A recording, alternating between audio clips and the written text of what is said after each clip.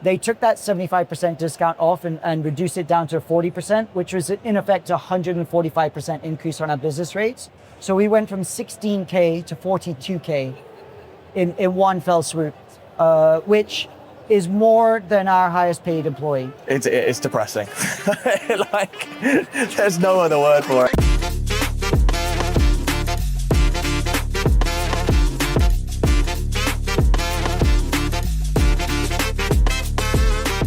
Welcome to the Gym Owners Forum stage at Elevate 2026. How are you doing? I'm great. How are you doing? I'm very well, thank you very much. Great to meet you in person, actually.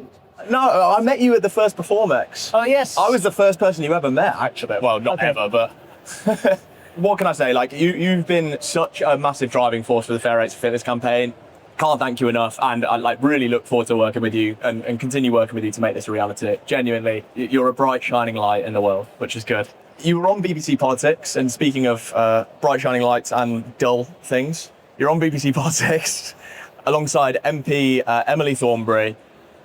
And we were talking about earlier, but a lot of her answers that she gave, most people would consider deflective. What did you take from that time on BBC Politics, and what was your take home? I think my takeaway was that it was an amazing opportunity to shed light on the issue.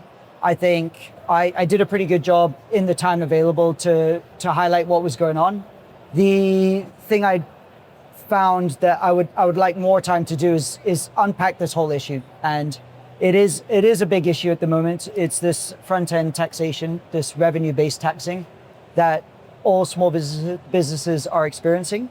And ideally, I want to shed light for the average person to understand how it's affecting our businesses, how it's going to affect the NHS, how it's going to affect employment, how it's going to affect happiness, community, so many pillars across society. And it's a very important topic. And I think it's just something that politicians don't really understand about. I don't think the politicians today really understand what it's like to own a small business. I don't think any of the politicians in the Labour cabinet have ever run a business, so they don't understand kind of the effort it takes to get something like this off the ground. And we're not necessarily asking for anything special. We're just asking for a chance to be able to grow and to serve our communities. Yeah, wholeheartedly. I think it's completely fair, and from a lot of the stuff that we're doing, it's very clear that they don't necessarily understand the scope of it. Let us understand. Take me back to young Nick Denby. Why did you open a gym? I wanted to combine a profession with a lifestyle. I wanted to serve people. I think I have a view that I kind of want to leave the world in a better place than I came into it. And small independent gyms, we do a lot of things. We obviously help people get fitter and stronger, but we help so many other ways. We provide community. So this is something I was telling my staff the other day, is we sell belonging. So when people walk through the doors of Slevin, they instantly belong. We know their name, we help them feel welcome. And in central London, you're never going to get that. You're not going to get that at any commercial gym. You're not going to get that probably in a lot of places. Everyone's probably pretty lonely in London. And what we're trying to do is provide a community, a place that people can feel valued and somewhere that they can improve themselves. And I think the really cool thing about Slevin is the thing that links everybody up is we're all there to improve ourselves. And whether that's the members, whether that's the staff, whether that's the business owners, we're doing that physically, we're doing that professionally. And yeah, that's kind of what I really wanted to do as a young business owner in 2018. Funnily enough, actually, I completely forgot about this until you started talking about it, but I was speaking to a lady named Nicole earlier, and we were just talking about the show and what's going on, and she said, "Who you got talking today?" And I went, there's Nick Denby, and I said, "You've probably actually, if you've been on the page, seen his stuff." And she watched the video, the first ever one you did, where you stood outside Slevin, and she went, "Oh, I used to live right next to that gym. They're really good." She's like, "They're great people." And I literally was like, you know what? Everything that you've just said in terms of what you guys are fighting for is true, and is a testament to what you do. Is that that community feel and ethos, I guess, that you pump into your staff. Is that something you can do passively, or is that very like something you have to put effort into? That's the difference between culture and community, and this gets talked a lot. But we have staff values. We basically want our staff to be an extension of what the members feel, and the staff need to be more invested than the members. And I see a lot of this in small independent gyms is you have communities and pockets of communities, but you don't have a culture. And that has to come from above, and that's pumped from myself and Tim, my co-founder.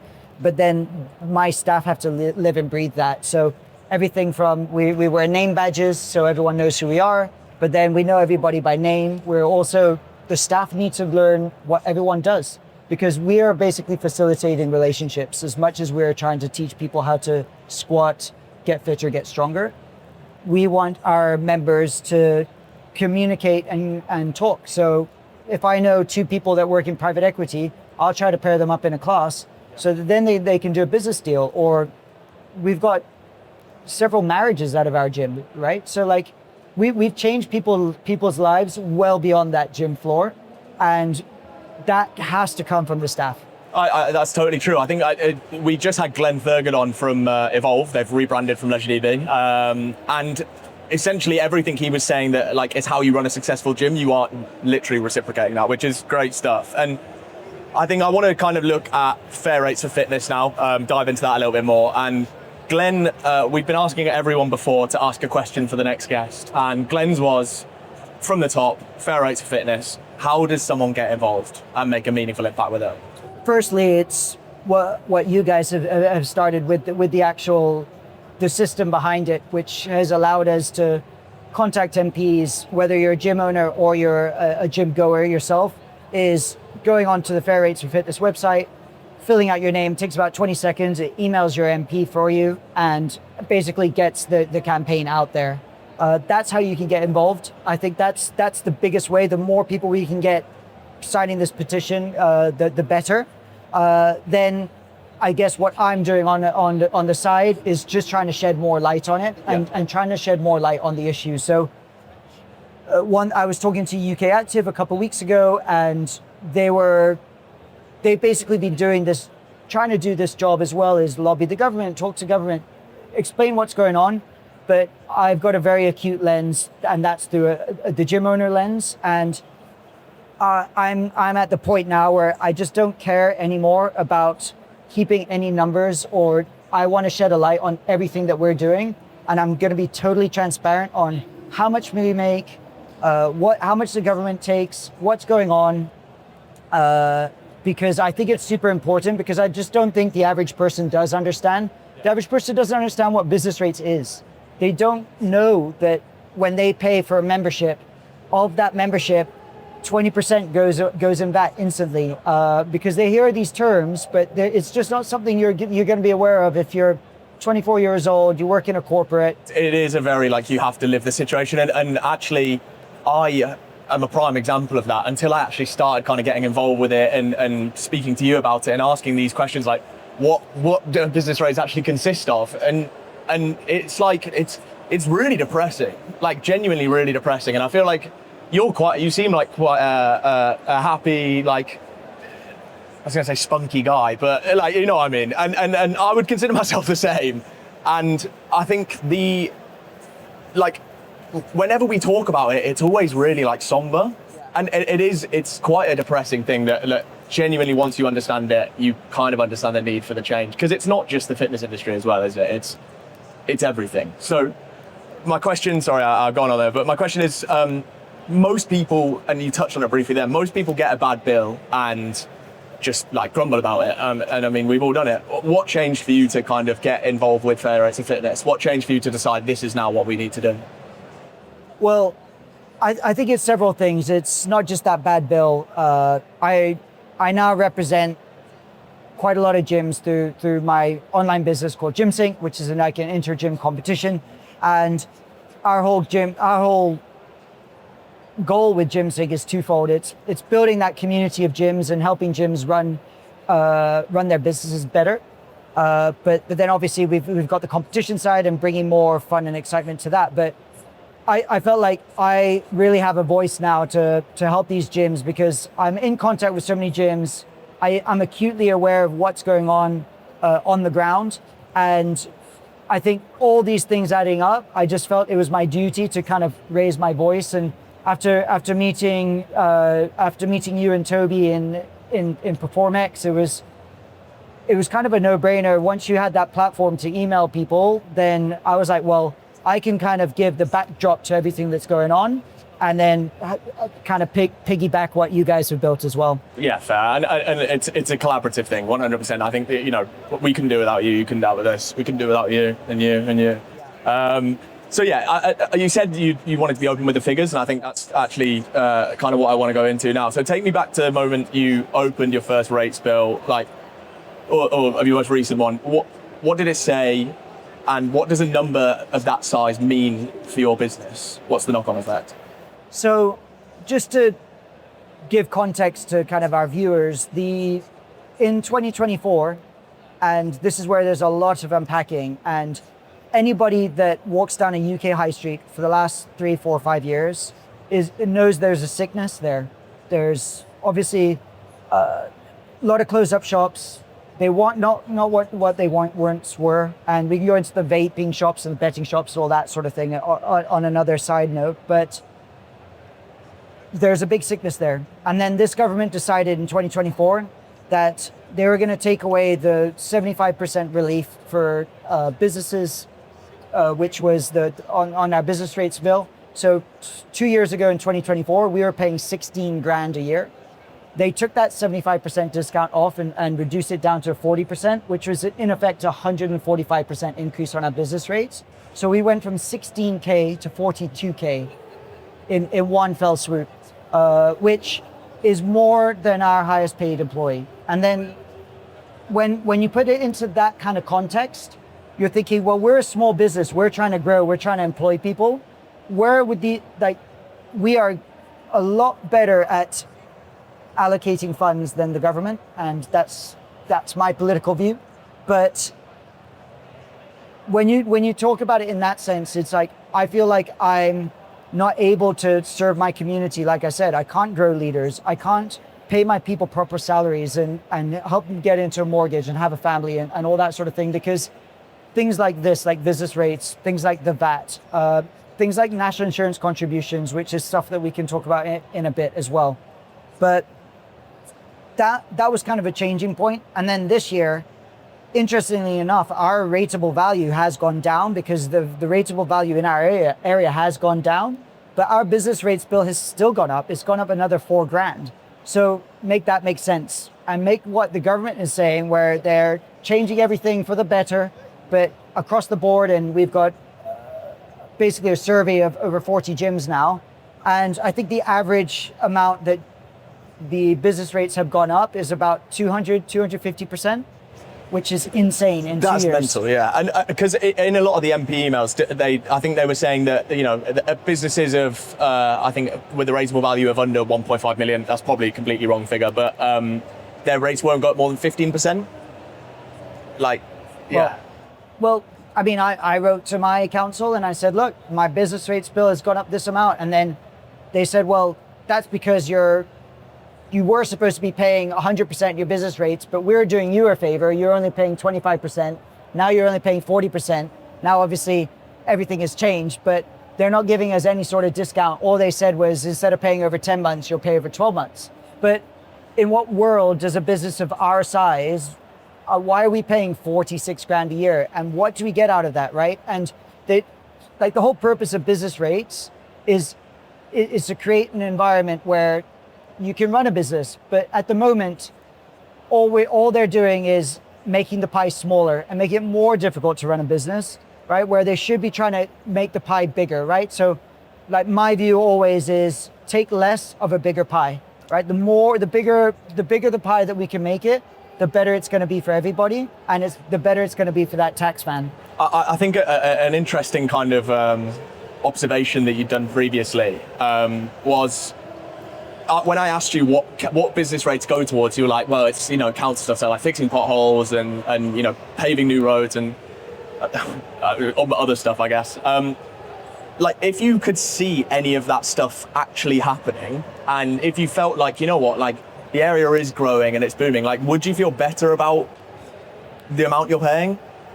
Well, yeah, if those business rates went to making an environment where it was easier for us to run our business, then fantastic. If we had spotless streets and potholes filled and feeling safe for our members and for our staff, things like our waste being collected, all this stuff isn't included. I mean, if I had 46K and every other business in the area, if we could collectively work together to make that area better, I can assure you we wouldn't have drug deals in the park next to us, we wouldn't have phone thefts, we would have potholes filled out, and everything would be a lot better. We'd probably have better services, we'd probably be able to pay police and our firemen better, but all this money is being allocated to other things. And something that I'm seeing now is these taxes, whether it is the business rates or it is the VAT, it's now going towards a perpetuation of the state. It's not necessarily going towards the betterment of society. Well, yeah, because the crazy thing is, so I'm from Birmingham. I live in Birmingham currently. I've not had my recycling bins collected since February 2025. And that's insane. Like, that's mental. Yeah. And every single month they're like, it'll be back next month. Still not. They didn't even pick up my normal bins last week, and they haven't. I think that we got our normal bins back. I mean, this has become a bins podcast now, but we got our normal bins collected in January, I think it was. So that was basically a whole year as well. Like, I just don't feel like anything's changing for the better. Woe is me. So I guess let's move on to some more maybe positive stuff. I think, to your point earlier, it is difficult. I am a very positive person, and I talk about this with Joel a lot, my videographer, who's been helping us put out all this content. And I always want to be a positive person. I don't want to be the complainer, but I feel like things have got to such a level where I want to just more shed light and not be this person that's like, oh, we can't do this, we can't do that because of X, Y, Z. And I always think like you need to adapt, but I think things have gotten so bad that we do need to speak up about this now. Yeah, I think it's kind of, we're probably in the wrong by saying we're complaining. I think it's at what point is complaining actually just pointing out that a system is broken? Yeah. And on broken systems, half a mile from you is a council leisure centre. Can you just run us through and explain how the state treats you as private gym owner and the council leisure centre differently? So the leisure centre gets a lot of relief. They're run as a trust, as a charity. So I think there is profit being taken there. It's a whole can of worms. It's a whole can of worms. But I think the big thing that I want to highlight is I think there's a place for leisure centres, and we don't want to change anything with that leisure centres are doing. I think what we want is a system that's fair, that's treatment is fair between what we're doing and what they're doing. So our product, like I said, is belonging. Our product is coaching. Our product is people and interaction. And that takes a large space, and it takes quite labor intensive, and it takes a lot of training for people to be able to teach someone how to squat better, to make them feel welcome to a gym, to basically change their lives, right? And I think that there's a lot of training that takes place on that. And the leisure center gets treated a lot differently. So they get an 80% discount on their business rates, and that's a minimum. So a lot of them will get 100%, and then they also don't pay any VAT. So the government already, going on to our campaign, is they do recognize that leisure centers are providing this service, which is that frontline prevention against sickness. And they're already providing that, and they're already recognizing it. We just want equal treatment, I think, is what we're saying. And it's not only the relief that they're getting on the VAT and the business rates, but there's also all these contracts that are being funneled through to these leisure centers, which we would love fair treatment to work with these contracts. And I know so many independent gyms that are doing this off their own back anyway. which is like helping people that are sickly or they have some sort of issues. And we would love to be able to serve the NHS better. We just want a fair crack at being able to serve the community. It's interesting. I think is there any? I'm going to play devil's advocate for a second. Yeah. Is there any reason that, like, I guess I'm going to answer my own question as well, I think. But is there a reason that private gyms aren't recognised and given this relief over public gyms? Is it just something that's down to like, could people abuse that power, or is it like more of a hypothetical than anything else? But it's. I think when you have a closed system and it's not in an open market, then yes, I believe that to be a blanket kind of observation. Yeah. Whether that's happening, I'm not sure, but I'm a skeptic, and I would always say, well, if you're not going to open things up to a fair and equal market, then there is going to be something going on in the background. Okay, and then so this fairness is basically decided upon legality and definition of who you are and who owns you, essentially. What's the impact on society, but when this differentiation is put in place, and do public gyms have that same ethos and culture that you guys put on your staff and within the community? Well, frankly, no. I mean, I think there's a certain level, and I think it's obviously I can talk about Slevin, and I can talk about a lot of gyms that I've visited, and there are really well-run gyms and there are really poorly run gyms, right? But I can't account for the poorly run gyms, and I'm sure there's leisure centers doing a great job, but the thing that I do know about, especially gyms in my business, which is CrossFit gyms, Hyrox gyms, functional fitness, small group PTs, is they're all kind of selling that same thing, which is that in-person coaching. And that is something that I believe we do the best. And it's something that's very difficult to scale, which is why independent gyms are the ones that are providing it the best, right? So we're the ones that know the people's names. We're not doing huge numbers and volumes of people, right? And that's our USP.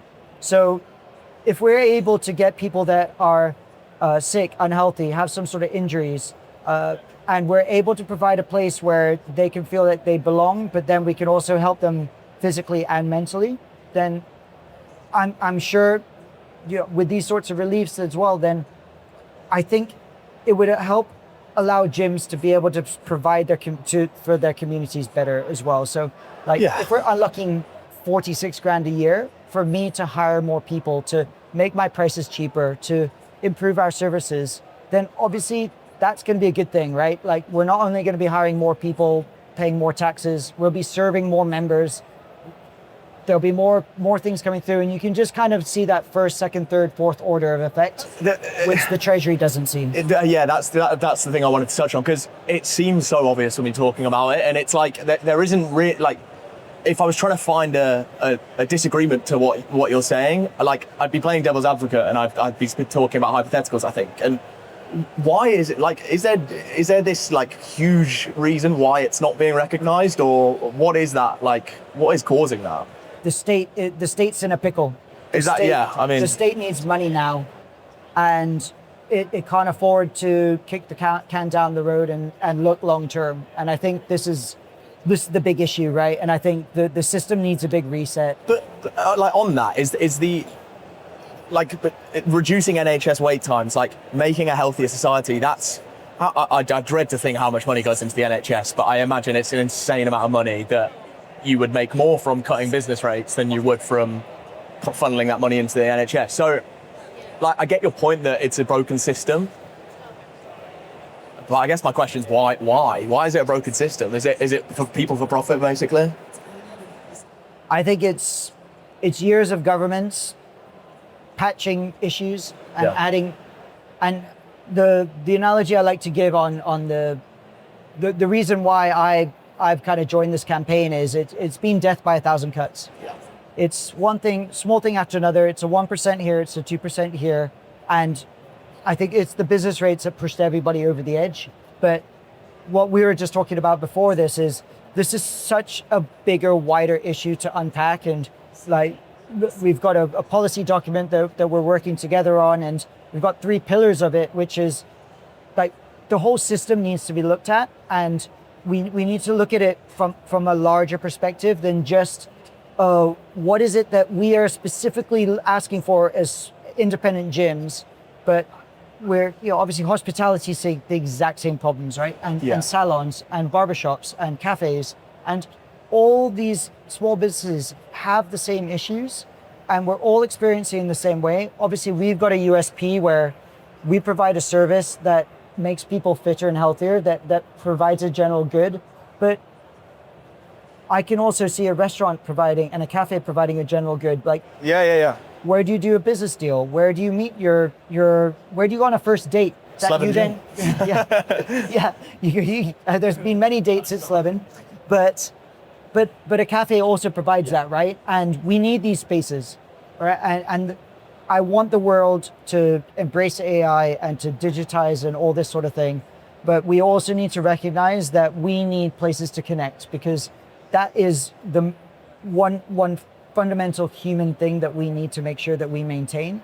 And we just need to recognize that the world has changed.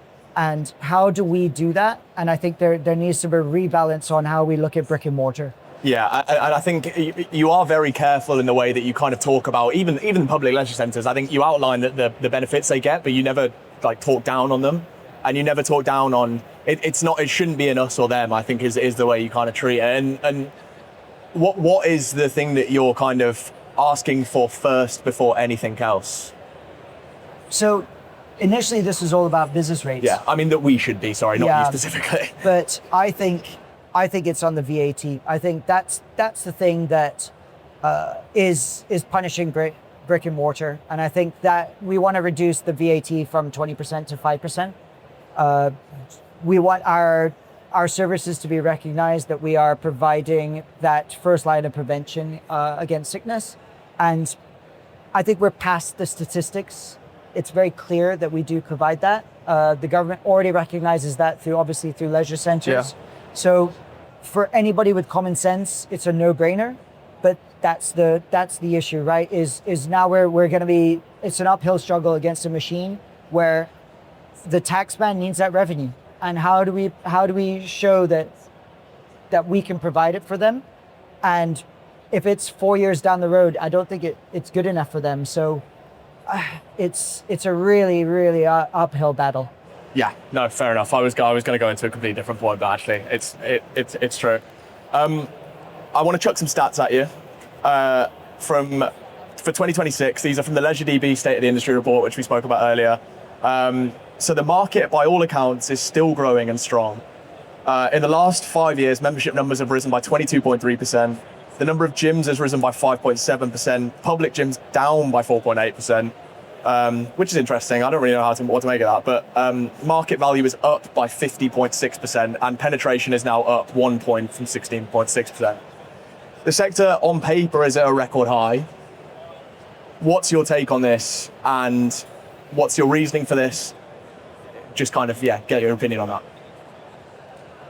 So we can see the industry growing, and we can see it doing really well. And I think it's hiding one massive issue, which is the small business issue, which is if you've got a lot of resources, you've got, and want to go back to, I believe every small business should have the opportunity to become a big business. And at the moment, small businesses do not have that unless they have a massive backing and massive funding, right? So unless you're kind of coming into this with tons of like big investment and you're able to scale from the start, I think it's a massively uphill battle to the point that it's not worth opening a small business in this country at the moment. It's quite sad that having trying to live your dream, I guess, of doing something that you really dream of doing is like fucking impossible. Yeah. Like that seems like a bad society. Yeah. I mean, it's not available, and I think to your point, like the 40% of gym openings are pure gym, and again, great. I want more gyms I want more gyms in this country, and we shouldn't be attacking that. But it's kind of highlighting the issue of, well, we also like Pure Gym has a service and it has a role in society, just as independent gyms do. And we want to make sure that the independent gyms have that opportunity to grow, to scale, to serve our communities, hire people, all the stuff that we've talked about. But I think to further the point, we're seeing 2 to 3 small businesses close every day, right? And this is where, if we got all these big businesses opening these gyms, right? Obviously, that's hiding this glaring issue. And this is obviously not just hospitality, but I'm working with UK Active to get the figures on independent gyms closing down.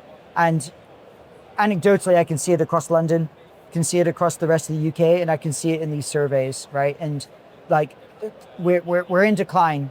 And at the moment, for most small gym owners, the juice is not worth the squeeze. You're left with nothing at the end of it. And unless you have the ability to scale from the start, and you're coming in with a plan, and you're not just a PT that wants to open their first studio, you had to come in with marketing, you had to come in with sales, you had to come in with somebody doing events, you had to come in with somebody doing the operations, obviously then a coaching team.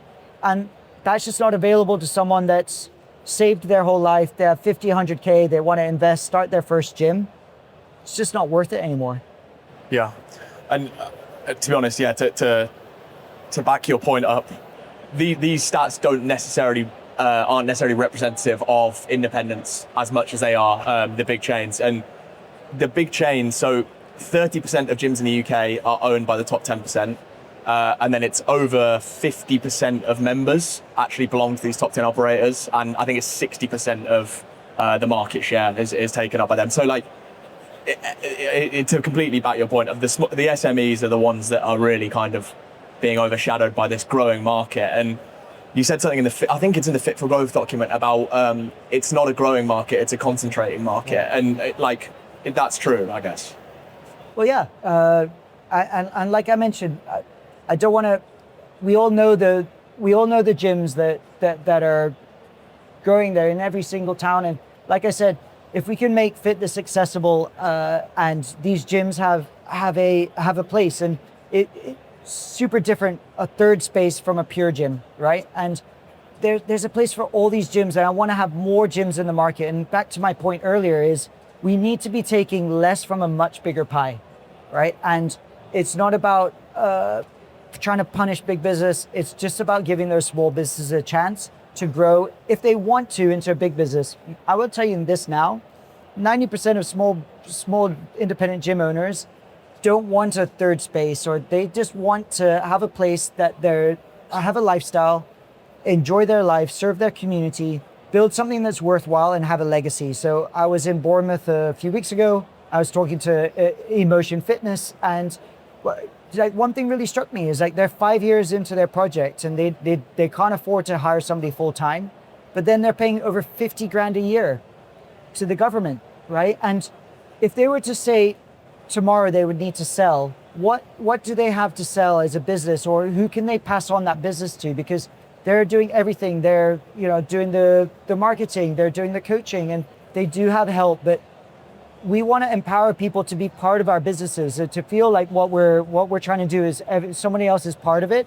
And then after 5 years or 10 years, or whenever we're ready to sell up as business owners, like nothing would make me happier than my staff to take care, like to take on the reins and to make it their own. And like that would be the natural evolution for things, and not have somebody from the outside come in and buy it, for example. And yeah, and I totally agree with there is definitely a place for the top 10, the low cost supplier, the low cost gyms, and I think it like they're a necessity almost, because it's entry level access for people that aren't necessarily into their fitness, and they want to come across, and that's how they get their next step to join you guys and maybe look for that community feel. They don't feel welcome. So that sounded like a backhanded compliment, but yeah, it's true. It's true. Yeah.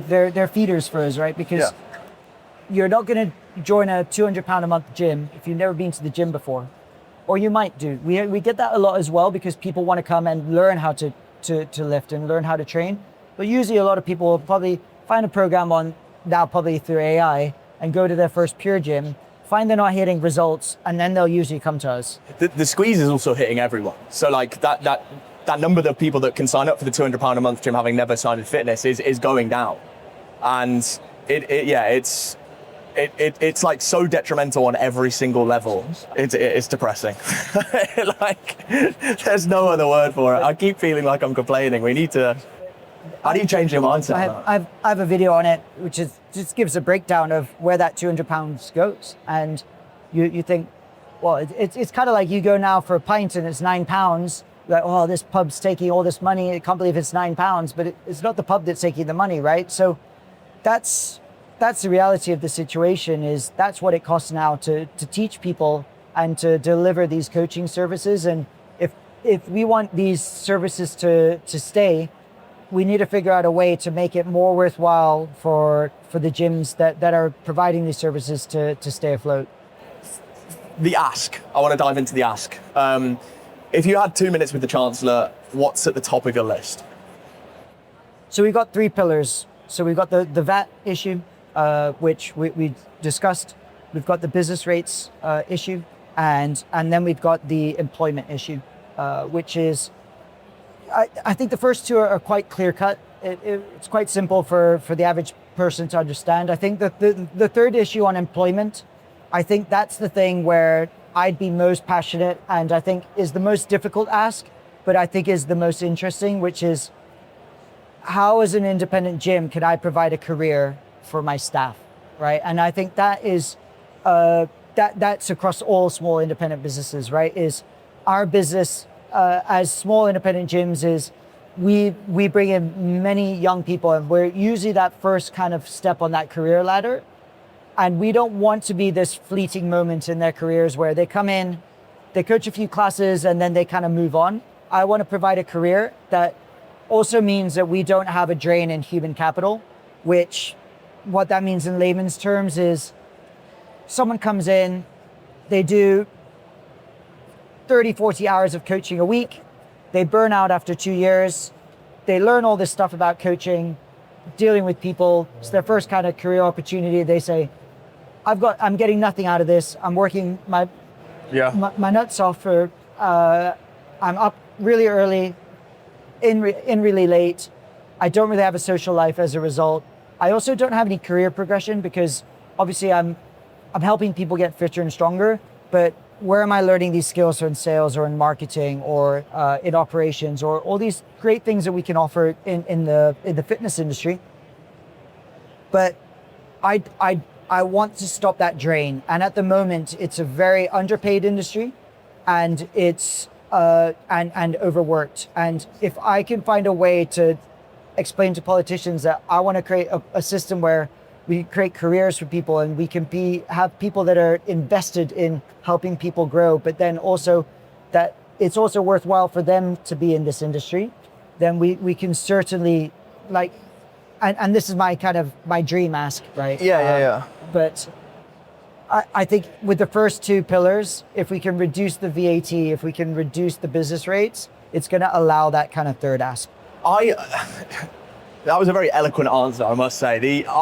When I read the Fit for Growth first draft, I didn't really understand the third pillar, and it's because I don't have that lived experience of it. And actually hearing you speak about what you want for the industry and leaving things a little bit better than you found them, like, that's the message. And actually, I completely get the third point now. We should definitely put it in there. Yeah, no, that makes so much sense. And that's exactly what we as an industry should be striving to do is really like uplift, support, build that next generation. Like I feel like I'm kind of part of that next generation that's kind of coming in, and I genuinely really care about the industry, and I want people to be the best selves that they can be. And it's just not an environment that we can do that at the moment. I mean, and making it depressing again. Whoops. But yeah, no, totally right. And it's a very nice, in all the bleakness, that's a very nice thing that we can take from it. So where does the line lie between our responsibility and the government's responsibility? Because we've drafted this proposal, we've campaigned for Fair Rates for Fitness, we've kind of suggested things that they should do.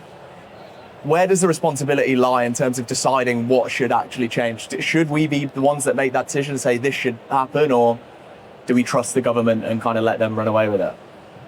I think we have some far-ranging asks in this paper, and I'm a skeptic, and I know that we're if we get one of the three pillars, I think I'd be very happy. And but I am also a hopeless romantic in the sense, or a dreamer, and I really believe it's not romantic. I'm a dreamer, but I really wish that we could get all three, and we could find people in the government that are also that also. I mean, you would hope that politicians are in it to also kind of want the same things that we want, right? It's wild. That's a like broad assumption. Yeah, it's crazy. And I guess we have all the stats to back it. We have all the reasoning to back what we're trying to achieve, and now it's just trying to convince people of what our dream is and how we can improve the industry, because what we're asking for is not like special treatment. We're not asking for any kind of, we don't want, I don't want any help. All I want is just and when I say help, I just want relief. I just want an environment that I can operate and I can provide these things for people. And that's really the crux of the issue. It's not saying, hey, please give us this money. I want money. I want this free thing. Like, all we want is an environment that is conducive to providing the services and everything that we've talked about, and provide a system. Well, just give us a system where we can work and we can cook. Like, let us cook. It's good. We can finish on that one. Yeah, it's the sentiment of it's something that is already universally recognized by the government as something that would, fitness is good for society, it's good for people's health, it's a reduction on the NHS. That's already recognized by literally everyone. So where is it? Basically, where's that treatment for us? I think that is really the crux of it. And yeah, yours message is a much nicer one than mine, but let us cook. Let us cook. Well, one thing that gym owners can do is every video that I put out, share that with your members. Like, give me a follow, give gym owners forum a follow, give gyms a follow what we're doing, and share it far and wide, because actually the most conducive thing that I found is other people sharing the content that we put out. It means that so many more people are receiving it, and then I'm getting messages, or I'm getting feedback from people, and it's creating opportunities. It's allowing me to be on forums, to be on other podcasts. The BBC found out about my campaign through social media, so the more we can share it, the better. And is there something to be said about like being good for your career? Is like actually campaigning for this and pushing for it? Like, I feel like the opportunities that I myself and you going on the BBC, like, it's being seen to do something for a reason other than yourself and your own personal profit, I think naturally brings in, this is very hippy dippy, but it naturally brings in kind of good energy and good opportunities. Yeah. No, I agree. I mean, this is obviously good for my career personally. I mean, one thing we were talking about is I'm being stretched now on so many different levels. I'm trying to run a gym, trying to run now a budding online competition, and also doing this as an aside. And like, every one of these things is a full-time job, and I'm trying to juggle them all. And it's also to great cost, right? But I just feel like there's such an urge and such a responsibility based on like what I built, and me being able to shed a light on the industry from an acute lens, which is through Slevin. And I said, I'm more than happy to talk about every single figure, how many members we have, how much money we make, how much the staff are making, et cetera, et cetera, et cetera. Like, we can shed the light on all these issues. And one of my most viral videos is about like how the council charging us when we had a building site, right? And like, why is that happening in our country? And what the reason why it happens is because businesses are too scared to talk about it, right? Because as a business, you're obviously trying to make profit. So if you start to be seen to be complaining about these sort of taxes and, well, X, Y, and Z, I think it can leave a bit of a sour point, but I just don't care anymore. right? And I just think like, I think people need to understand what's going on behind the scenes and to understand that this is not fair anymore, right? And I do believe like taxation is necessary and we want to pay taxes. We just want it to be done in a fairer way. We want it to be done after profit, right? And not before we make profit. I think that you've just outlined the difference between complaining and making a valid point, and you've backed it up, and it's an ask, it's not a complaint. So yeah, no, I totally agree. And any gym owners out there, any members, share it as far and wide as you can. As Nick said, it takes 20 seconds and definitely worth doing. I mean, yeah, any kind of final notes? You want to end it on a nice smooth sentence, a one-liner? You hopeless romantic. Well, I guess I'll give an insight into kind of where we're going to take this, which is, I guess we've got two opportunities. The first one is with the current government, which there's obviously a lot of things going on behind the scenes. We haven't got that leadership changes, etc. But if we can get the current government to take notice of what we're trying to do and get some changes implemented ASAP, I think the next budget in the fall, in the autumn, is where we're looking to make these changes. If we're not able to do anything with that, we're looking at the next general election. So it's trying to work with every single party, and we're cross parties. It's not a political thing. This is not a political thing. We want to work with every single party, and we hope that our message is well received amongst all parties. Let him cook. Nick, thank you so much. Been a pleasure. Thank you so much.